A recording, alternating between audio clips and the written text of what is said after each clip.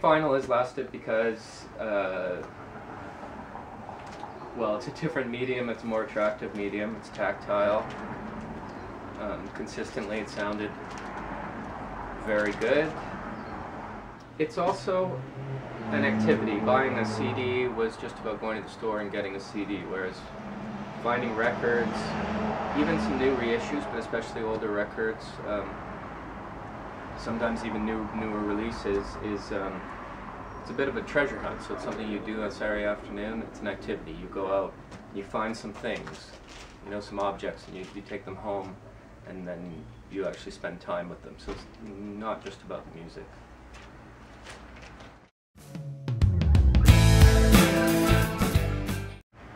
I think it's fine. I think it's a totally different thing.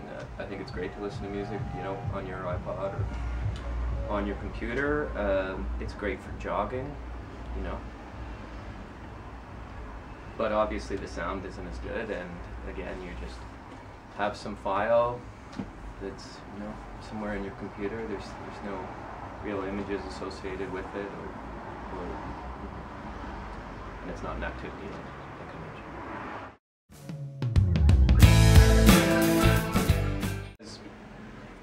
Record stores, local independent record stores, tend to do something that's very individual. Often it's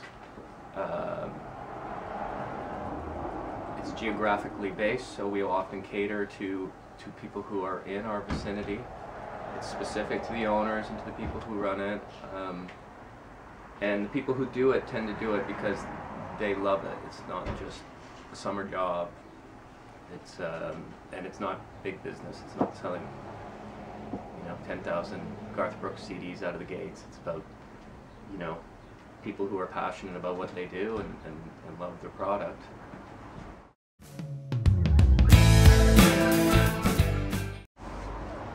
I think it depends on the genre of band. If you are Trisha Yearwood, then maybe it's best to go on CD and MP3s. But if you're the Yeah Yeah Yeahs, or I don't know, the Great Lake Swimmers, then if it were me, I would want to have both. I would want to have vinyl and MP3s available online, and probably with a download card that comes with your record. You know, so even sometimes we'll even have people now buying new records, and they'll buy them.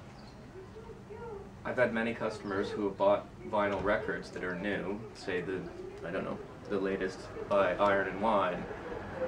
They might not even have a record player, but maybe they want to get one, but they think the record's great, and they get their MP3 download card, and for them all they're doing is taking their CD home and transferring it to MP3s for their car or their iPod.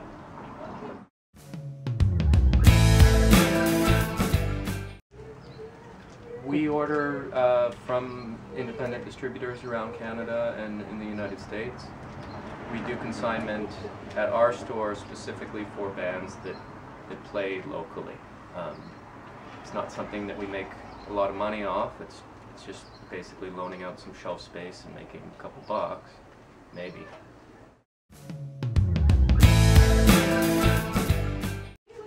Record Store Day brings us attention, and the national and international attention to it also brings attention to little guys like us, and it's a celebration of the things that we love. So overall, I would say, you know, it lets people know that we're still alive and kicking. If anything, you know, a lot of people are doing better than they were, especially like specifically secondhand vinyl stores. People are selling a lot more vinyl, whether it's new or secondhand. And Record Store Day brings attention to that, especially if Joe Blow reads in the newspaper that it's Record Store Day, and he thinks, oh, I haven't bought a record in years, or I didn't know that records were still around, and gee, I really love those, I forgot about those things.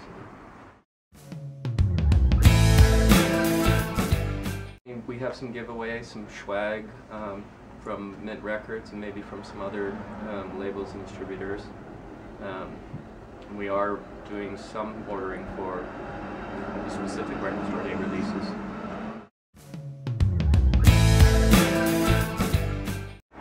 I think things reached an apex where the releases were fantastic. Like that might have been last year, where people like the Flaming Lips would release a full-length record specifically for Record Store Day, and then either not release it after or hold back for a long time.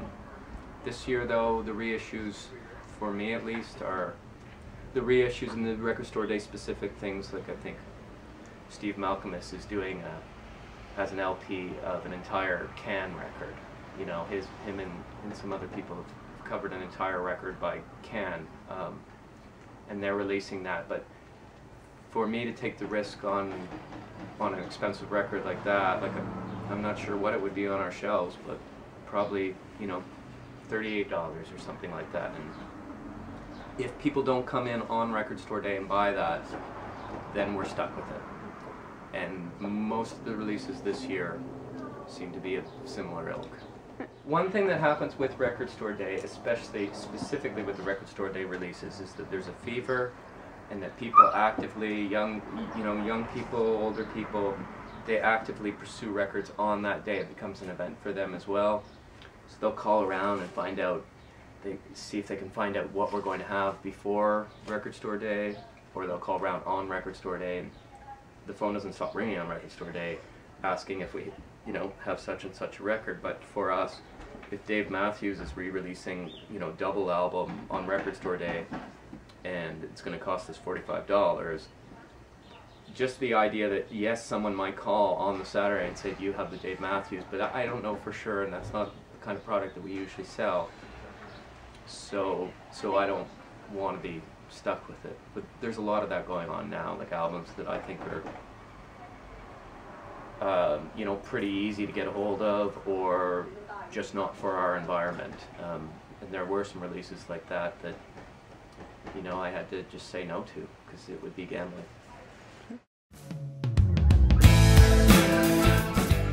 I think there was a, you know, Chet Atkins EP on 7-inch that we ordered. I think there's a Handsome Ned limited release that we ordered.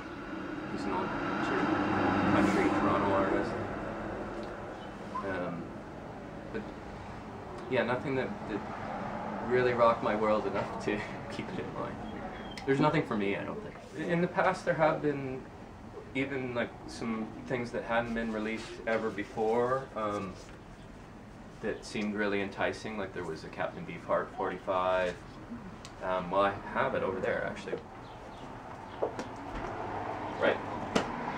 So these were two past Record Store Day releases. This is, I think, from a year ago, and it's a pink vinyl reissue of Loaded by Velvet Underground. It's a fantastic album. It's, as far as I know, it was either not available, very hard to get on vinyl. This one's special, it's pretty, it looks like bubble gum, and it sounds great. And so I was excited about that, you know. I don't think I owned a copy. So that was nice. The same thing about, this one didn't sound so good, unfortunately, so we didn't sell every one that we ordered. Maybe that's why, I don't know. It's also 12 bucks for 45. But, you know, these kinds of things seemed exciting to me. And if it had been, the Flaming Lips seemed exciting to me, but it just so happens those are bands I like. And they're the kind of bands that people buy at our store.